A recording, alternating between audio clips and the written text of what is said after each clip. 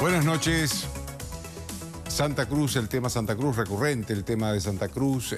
Los empleados siguen sin cobrar, las clases siguen sin empezar, las protestas no cesan. De este tema vamos a hablar con el diputado Eduardo Costa, que fue el candidato a gobernador cuando ganó supuestamente Alicia Kirchner. En realidad el que ganó fue Costa y después por un sistema de ley de lemas le sacaron la gobernación y se lo quedó Alicia Kirchner. Vamos a hablar con Eduardo Costa porque seguramente va a ser el candidato también a senador este año, que en Santa Cruz renueva senadores este año.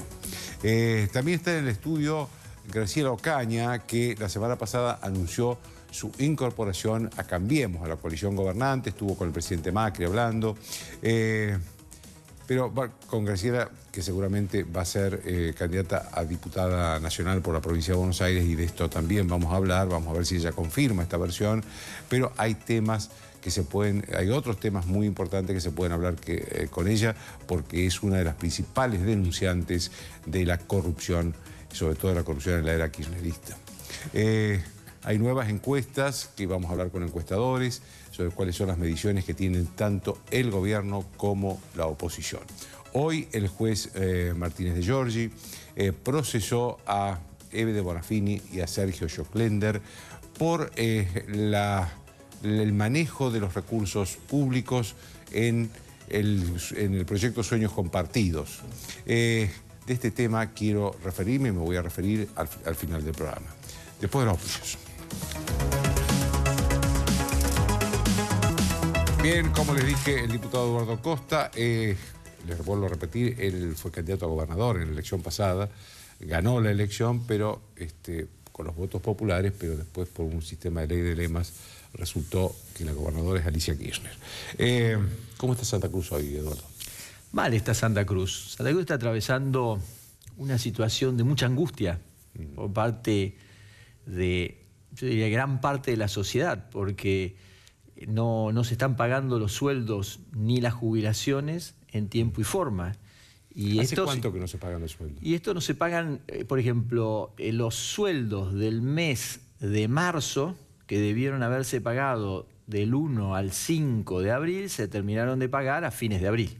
Entonces llevan una demora de 30 días. Y esto ocasiona, primero porque la economía santacruceña, después de 26 años de gobierno kirchnerista, depende básicamente del Estado. Es la población económicamente activa en la provincia de Santa Cruz, el 50% trabaja en el Estado provincial o municipal.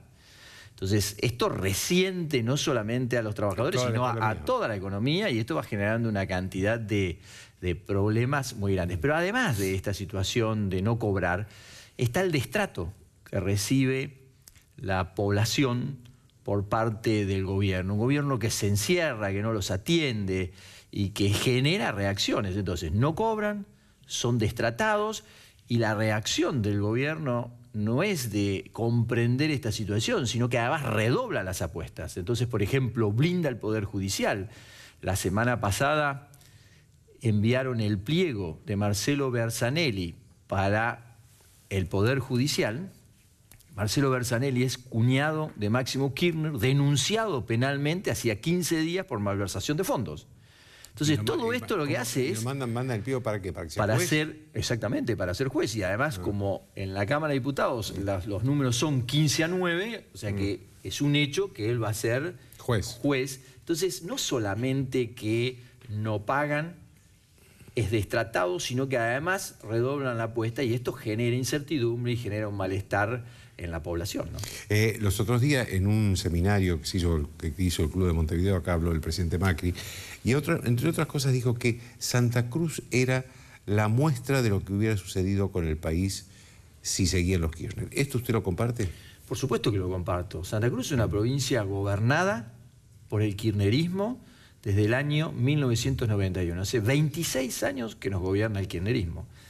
Santa Cruz tuvo en la década pasada, en la década pasada no, en la década de los 90, Santa Cruz recibió dos presupuestos como consecuencia de regalías mal liquidadas, que a valores de hoy serían unos 60.000 millones de pesos. 60.000 millones de pesos extra, además de sus ingresos. Santa Cruz recibió en la última década, gobernada por el kirchnerismo, recibe 2 veces la coparticipación por habitante y recibió 3 veces más obras por habitante que cualquier otra provincia de la República Argentina. Y Santa Cruz, el 50% de la población no tiene agua. El 50% de los establecimientos educativos no están en condiciones. Tenemos problemas con la salud. La gente no tiene obra social.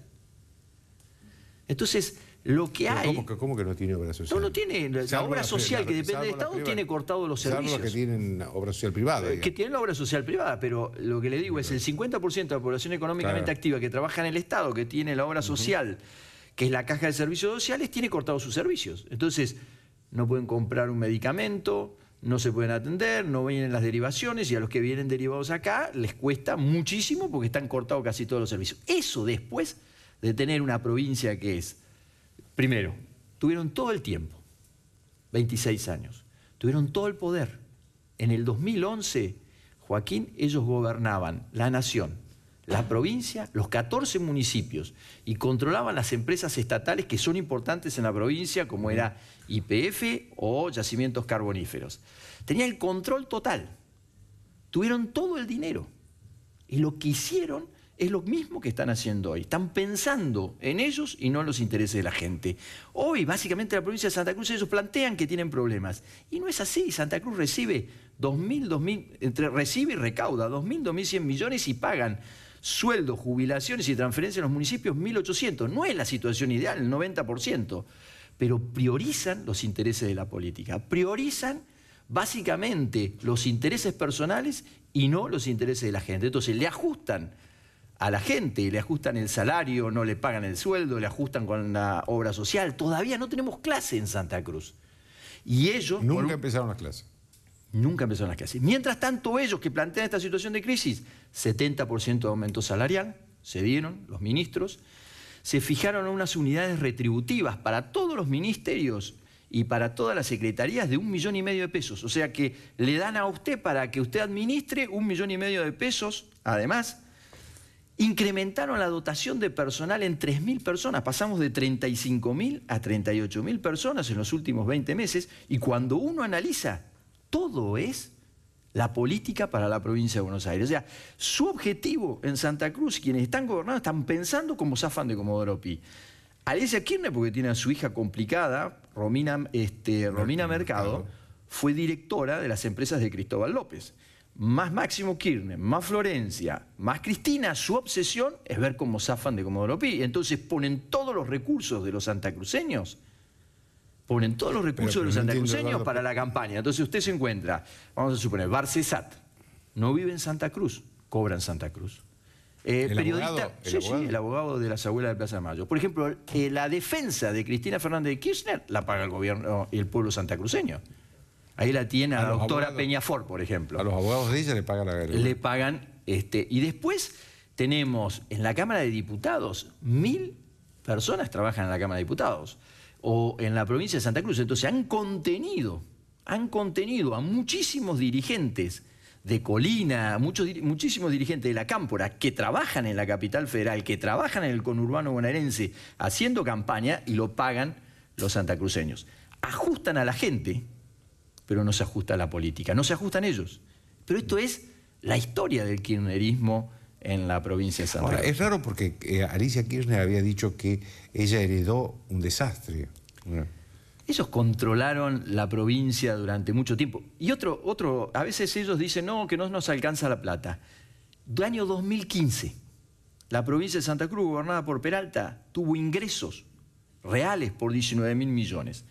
Año 2016, gobernada por Alicia Kirchner, tuvo ingresos por 26.000 millones. O sea, casi un 50% de aumento en sus ingresos.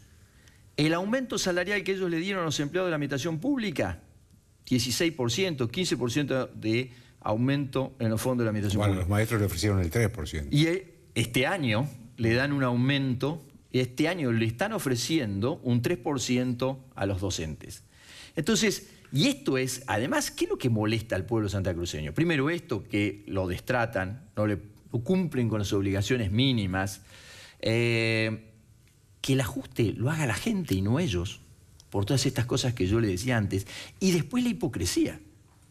Porque vienen acá y le dicen, no, a los docentes hay que abrir las paritarias, allá no las abren. No, que el aumento salarial debe ser arriba del 20% y allá le ofrecen el 3%. No, que el endeudamiento en la Argentina está mal, allá quieren endeudarse para pagar salarios. Entonces, esta dualidad, esta atentar contra la sensatez y el sentido común de la gente también molesta mucho. Eduardo, a propósito de todos estos años, ¿qué se hicieron de los famosos, que se hizo de los famosos fondos de Santa Cruz, que en su momento llegaron a ser de $1.000 millones? Mire, nadie sabe. Se dejó de hablar. Nadie sabe. Nadie sabe. ¿Por qué? Porque no hay acceso a la información pública en Santa Cruz. No tenemos justicia, no tenemos acceso a la información pública. Le doy un caso que pasó el año pasado. El año pasado el gobierno quiso endeudarse. Manda una ley al Congreso, a la Cámara de Diputados de la provincia. Como no tenían las manos, y además el pueblo estaba en la calle pidiendo que no se endeuden, porque el reclamo de la gente dice, páguenme, pero no le envíen la plata porque nos la roban. Esto es el sentimiento de la gente, que lo cual es bastante difícil de administrar, porque te dicen... Claro, porque si no tiene que hacer che, ayúdennos. ¿Cómo paga el gobierno? Exactamente, ayúdennos, pero ojo que ellos nos roban, porque la gente entiende que no tenemos mecanismos de control en la provincia. ¿Qué hizo la Cámara de Diputados? Todo el bloque opositor. Denos la información. Algo que es un derecho ciudadano básico, el acceso a la información pública. ¿Sabe? Todavía hoy, después de un año, el Tribunal Superior de Justicia de la provincia de Santa Cruz no habilitó la entrega de la información para poder evaluar este tema del préstamo para los santacruceños. Ahora, Entonces, pero en resumidas cuentas, esos $1.000 millones que tampoco lo pudimos saber. Nadie 700, lo pudo saber, no hubo rendición de cuentas. Desaparecieron. Hay un solo dato concreto. Cuando recibe la provincia ese equivalente de $1.000 millones, se discute en la Cámara y dicen que los $1.000 millones iban a ir para generar desarrollo y crecimiento en la provincia, para cambiar la matriz productiva de la provincia de Santa Cruz, para generar oportunidades de trabajo. Lo concreto es que hoy la única oportunidad de trabajo que tienen quienes viven en la provincia es ingresar en la administración pública provincial o municipal. O sea que han fracasado, a pesar de haber tenido todo el tiempo, todo el dinero y todo el poder. Han fracasado en la provincia de Santa Cruz este modelo kirchnerista que lo pudieron desarrollar íntegramente. Ahora, pero es inexplicable en una provincia que tiene petróleo, gas, minería, pesca, turismo y turismo caro. ¿Cómo se explica eso? ¿A dónde va la plata esa? Se lo voy a explicar con un solo ejemplo, Joaquín. En el año 2010, Argentina pagó a 5 millones de argentinos durante un año la asignación universal por hijo. Y esa partida presupuestaria sumó 11.000 millones de pesos. ¿Sí? El pago a 5 millones de argentinos en situación de vulnerabilidad, la partida de asignación universal por hijo durante un año, la Argentina desembolsó 11.000 millones de pesos. Durante ese año, Lázaro Báez certificó obras por 11.000 millones de pesos. Los funcionarios del gobierno nacional, como López, como Jaime, certificaron que esas obras se hicieron.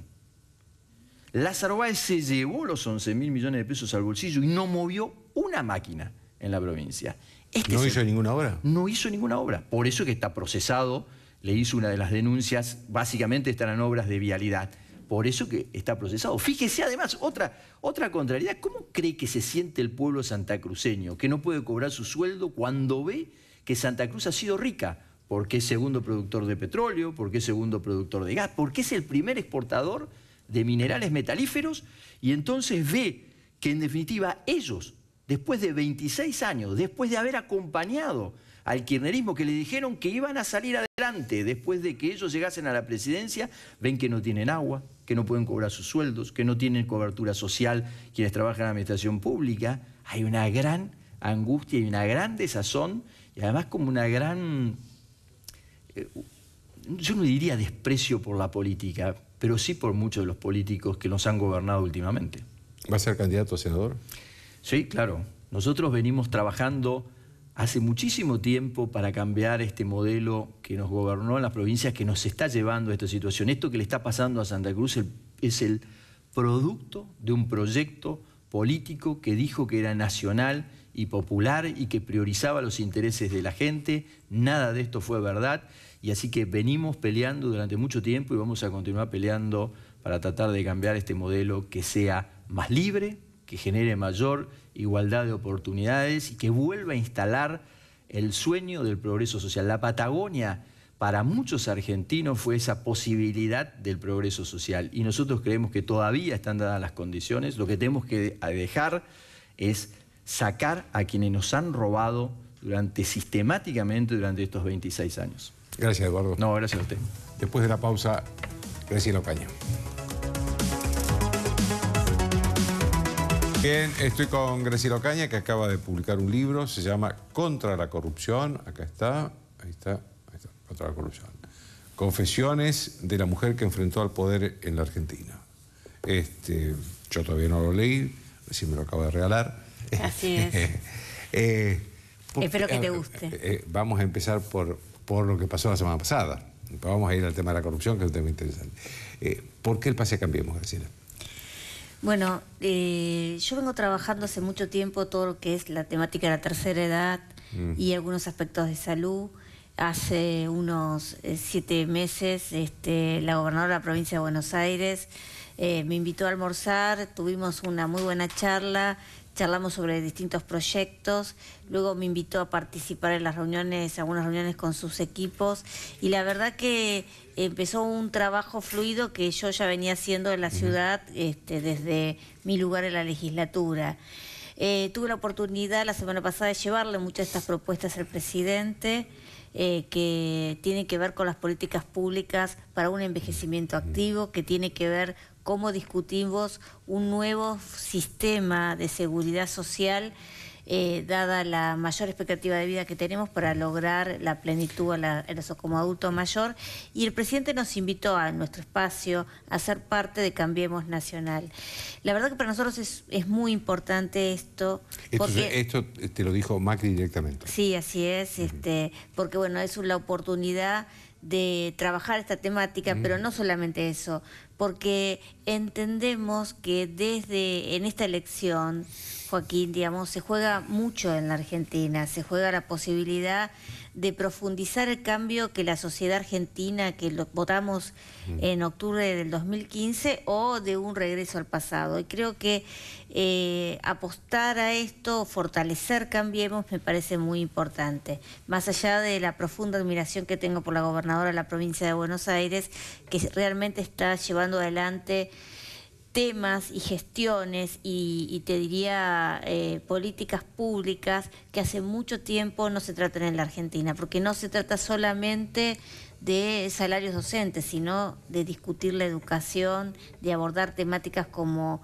la salud en el área metropolitana, que afecta a 10 millones de personas, muchas de ellas que salen a las 3 de la mañana para ir a un hospital público de la Ciudad de Buenos Aires. Entonces, ¿cómo integrar ese trabajo? Ese es el enorme desafío que me parece que la gobernadora está haciendo, y bueno, todo lo que pueda apoyar, por supuesto, lo voy a hacer. En la última elección fuiste con el partido junto con Lustó.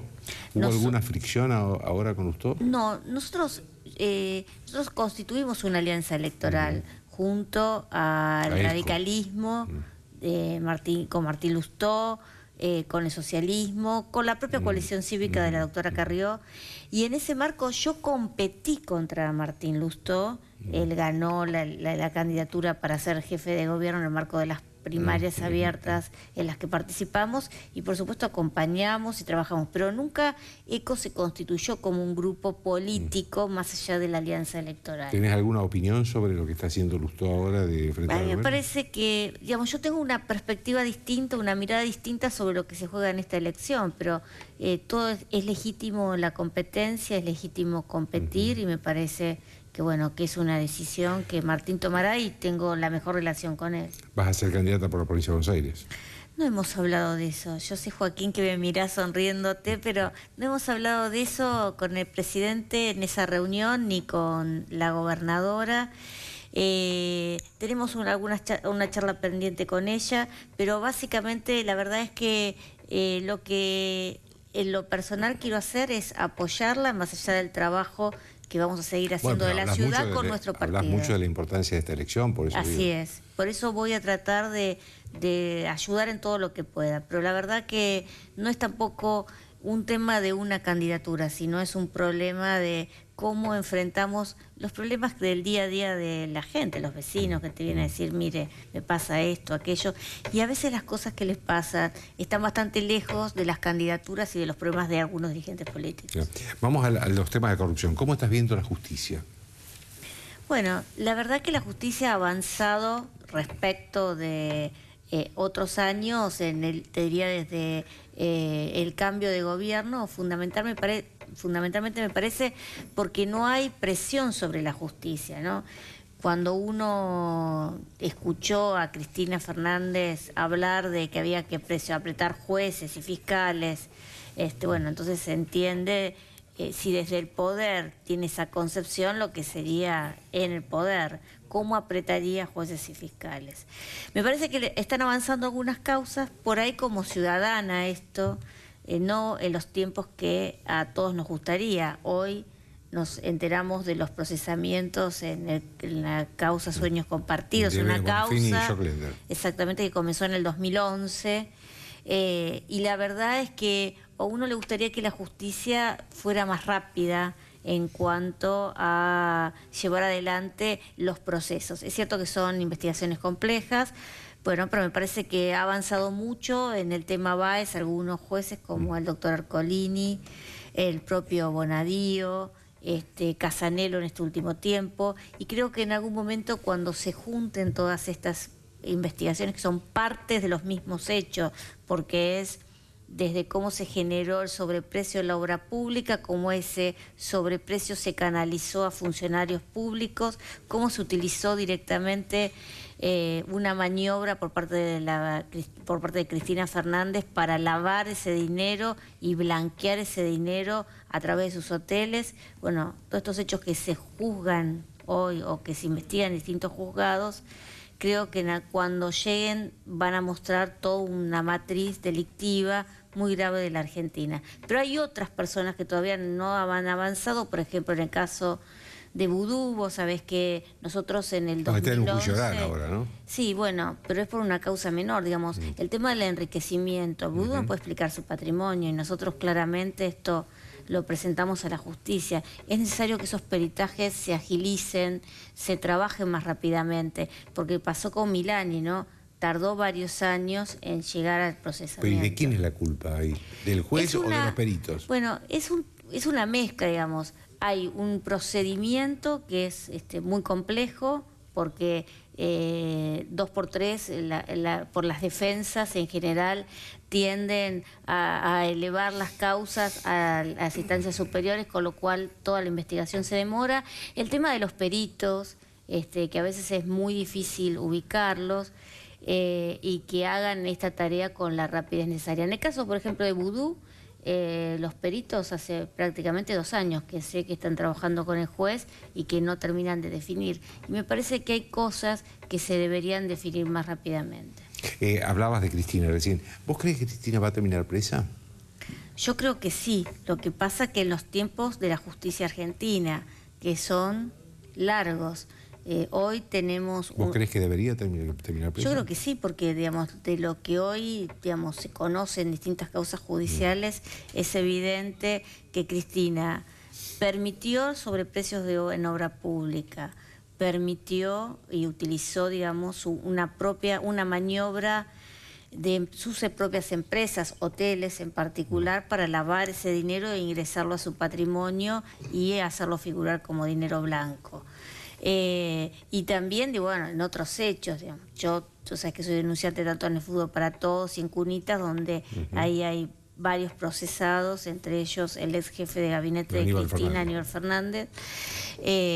Y a mí me parece que también esas causas que se investigaron bastante rápido respecto de las otras que estamos hablando, deben ser rápidamente elevadas a juicio oral, y los juicios orales se tienen que formalizar, porque también después tenés otro yo te diría, digamos, una instancia después que son los juicios orales, que tardan años en materializarse porque hay pocos juzgados. Y esto también creo que hay una responsabilidad de la política y también de la justicia en poder reestructurar estos procesos que son largos y que muchas veces generan en la sociedad la sensación de impunidad.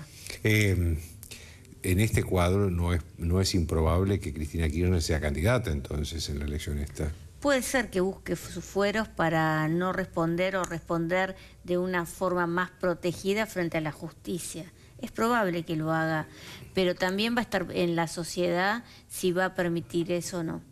Ahora, digo yo, si ella fuera candidata y vos tuvieras la oportunidad de ser candidata, ¿estarías dispuesta a enfrentarla? Porque serían candidata en el mismo distrito. Evidentemente, por lo que acabamos de escuchar de Costa, por Santa Cruz no va a ser candidata. El otro distrito por el que tiene que ser candidata ella puede ser candidata es Santa Cruz.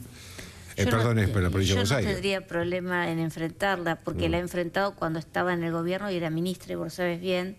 La he enfrentado y la he confrontado con la corrupción de sus socios políticos, en ese momento Zanola y Moyano. Ha sido ministra de Salud. ¿Vos crees que sigue habiendo, y estás trabajando ahora con los temas de salud, crees que sigue habiendo corrupción en el sistema de salud? Yo creo que hay mucha ineficiencia de un sistema que es muy particular en la Argentina, donde hay múltiples financiadores. Es un sistema único, las obras sociales, sindicales, las obras sociales provinciales, todo el sistema de prepagas y el sistema público. Entonces, la Argentina invierte 9% de su Producto Bruto en salud, pero la verdad que la calidad que se tiene a veces no es la mejor. Y también hay muchos fraudes, digamos, en el PAMI se pudo ver con las denuncias que se hicieron, con lo que ahora está llevando adelante las modificaciones su actual titular también. Y hay muchos mecanismos de corrupción. Por eso es muy importante que se avance en la compra y en el establecer, digamos, precios transparentes, fundamentalmente en algunos insumos, como pueden ser prótesis, medicamentos, que ayudan a que no se produzcan esos desvíos. El Gobierno Nacional actualmente, la Superintendencia de Servicios de Salud, ha creado una evaluación donde juntan todos los precios a los que compran toda la seguridad social, todas las obras sociales. Y ahí se puede ver que hay mucha dispersión en los precios. Hay muchas que compran a buenos precios, pero hay otras muchas que casi compran al doble de lo que compran un grupo importante de obras sociales. Entonces hay que ver por qué esto se produce, si hay corrupción, si hay ineficiencia, y me parece que esos mecanismos, como este de observatorio de precios que han creado, tienen que servir para mejorar el sistema. Y me parece que hay que avanzar en esto. Se ha avanzado en la constitución del observatorio, ahora hay que tomar decisiones y políticas públicas a ese respecto. Gracias. No, gracias. Una pausa.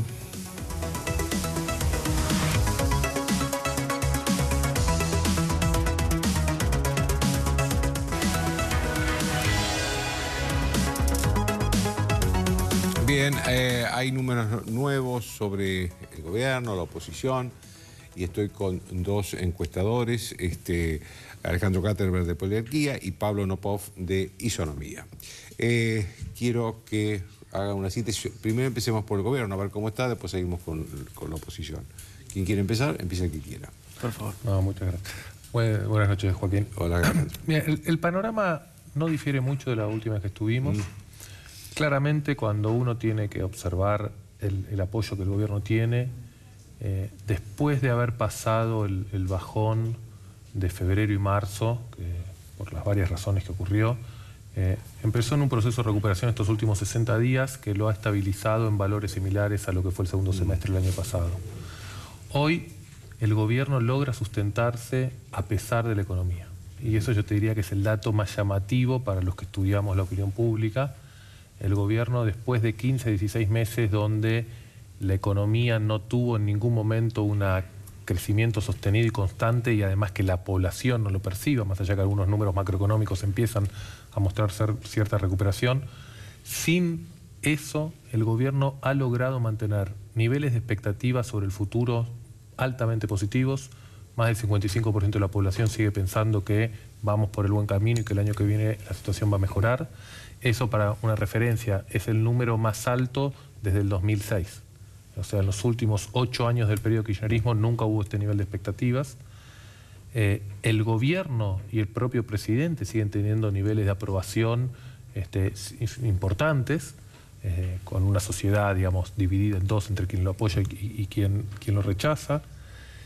Y hay una cuestión de confianza y de dar tiempo y de sostenimiento del cambio de rumbo con respecto a lo que había anteriormente en la Argentina, que le da un fundamento y un sustento al gobierno que logra explicar estos números de apoyo, a pesar que menos del 20% de la población dice que la situación económica del país es buena. Un poquito más de un tercio de la población dice que su situación económica personal es buena. Eso es 10 puntos menos que lo que dejó Cristina Kirchner cuando se fue. Indicadores de inflación que venían mejorando, pero en estos últimos 30 días han vuelto a pegar una curva hacia arriba. Y valores de consumo muy deprimidos, muy golpeados por lo que fue precios transparentes en febrero y la reducción o la complejización que hicieron con el tema cuotas, que afecta a la gente. O sea que en un contexto, yo creo que el gobierno no lo esperaba, que iba a llegar a las elecciones a mitad de término con un contexto económico difícil. A pesar de eso, los valores y los niveles de apoyo al gobierno le dan un piso que le permiten estar relativamente sólido y firme con vista a las elecciones de octubre. Pablo. Lo que nosotros venimos viendo es una recuperación en los últimos 60 días. Básicamente había habido una erosión casi constante en la mayoría de las variables, como si fuese una escalera, en la mayoría de las variables que miden al oficialismo. Una polarización creciente, pero el dato importante para el gobierno es que esta polarización no reduce el peso del polo propio, sino que lo sustenta en fuerza e impulsa así el recrudecimiento del otro polo. Un nivel de crecimiento en las expectativas. Todos los valores que más crecieron en estos últimos 60 días tiene que ver con lo futuro y no tanto con lo presente, y indudablemente es un dato que evidencia crecimiento, pero también la fragilidad que impera. Y el gobierno sigue siendo para 60, un poquito más por ciento de los argentinos, el vehículo para estar mejor.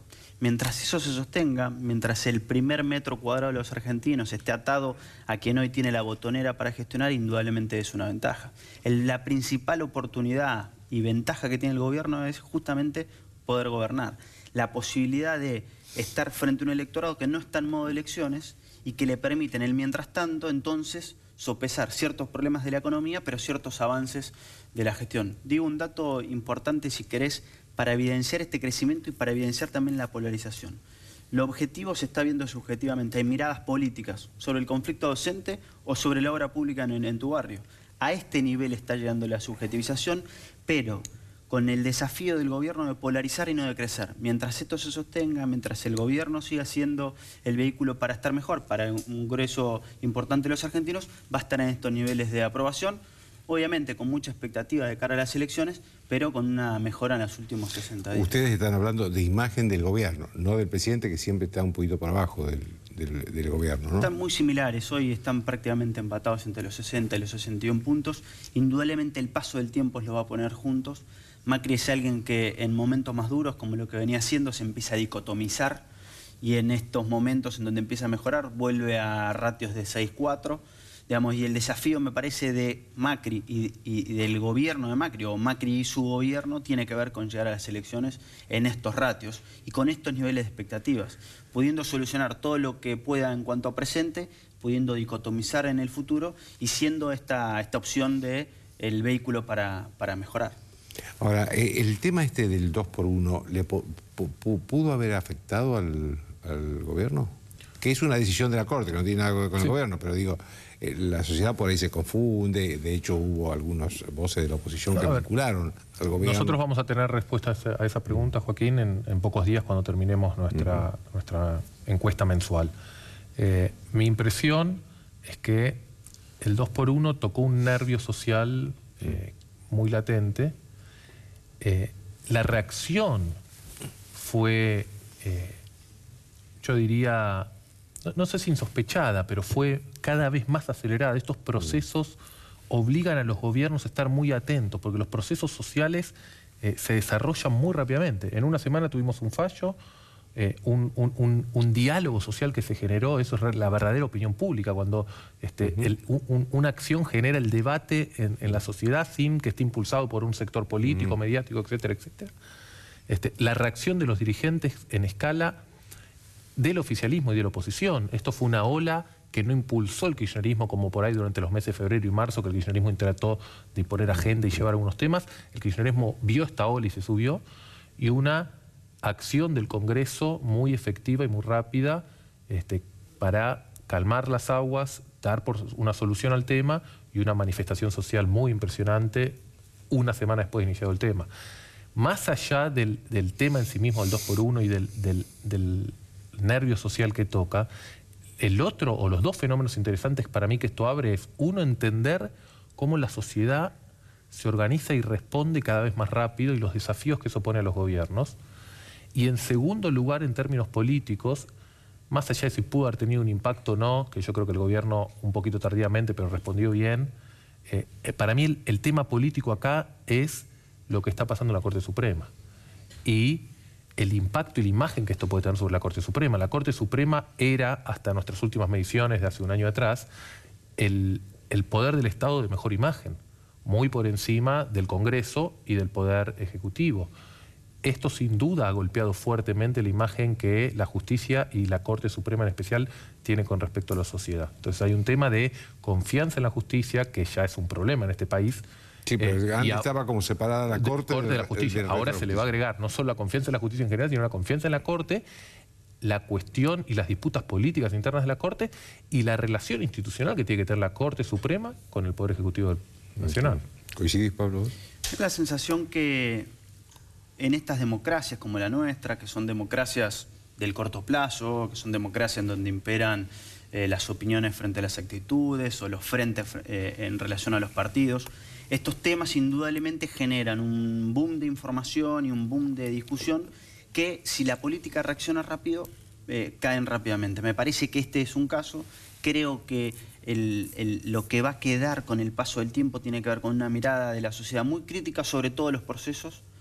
Una de las miradas más interesantes que tiene la sociedad creciente en términos, por ejemplo, de la seguridad tiene que ver con emparentar la seguridad con la justicia, y esto en algún punto empieza a relacionar a todos los jueces y entonces empieza a romper esa división que existía entre la justicia y la Corte Suprema, y pone de manifiesto una sociedad que es capaz de movilizarse, y de movilizarse rápido y de movilizarse mucho. Esto lo que está evidenciando Joaquín es que el ciudadano es muy poderoso y que es capaz de movilizarse por elementos que lo tocan de manera más directa o menos indirecta. Puede ser por ni una menos, puede ser por el 2x1, puede ser por un conjunto de temas que lo tocan. Bueno, indudablemente me parece que ese es uno de los procesos al que nos tenemos que acostumbrar, y bienvenido sea, y que el gobierno debe entender a qué velocidades actuar frente a una sociedad que se mueve muy rápido. Bueno, me falta preguntarles cómo está la oposición, cómo está Cristina. Son dos cosas distintas. Sí, a ver, yo creo que este año en las elecciones, Joaquín, no solo está en juego el nivel de fortaleza con el que el gobierno nacional sale parado. Yo creo que el peronismo pone en juego quiénes van a ser sus líderes de acá en adelante. Entonces, la expresidenta, si decide apartarse, yo creo, de la contienda electoral, o si decide participar y no tiene un buen resultado, creo que va a ver perder el resto de influencia que le queda en el peronismo. Por otra parte, los otros dirigentes del peronismo que tienen aspiraciones a competir en el 19 con Cambiemos, están casi forzados a tener un rol importante y destacado en estas elecciones. No son muchos los dirigentes del peronismo que están esperando y apuntando al 19. Massa, Sergio Massa, algún gobernador como Urtubey, el propio Randazzo, que si aspira a seguir activamente y con un rol importante política, va a tener que jugar. Yo creo que hay una diferencia muy grande, y esto lo vemos claramente en las encuestas, entre lo que está pasando en el interior del país y en el conurbano bonaerense, y obviamente a través del conurbano bonaerense la influencia que eso tiene en la provincia de Buenos Aires. En el interior del país, en gran parte de las provincias, no va a haber el nivel de fraccionamiento que estamos viendo en la provincia de Buenos Aires.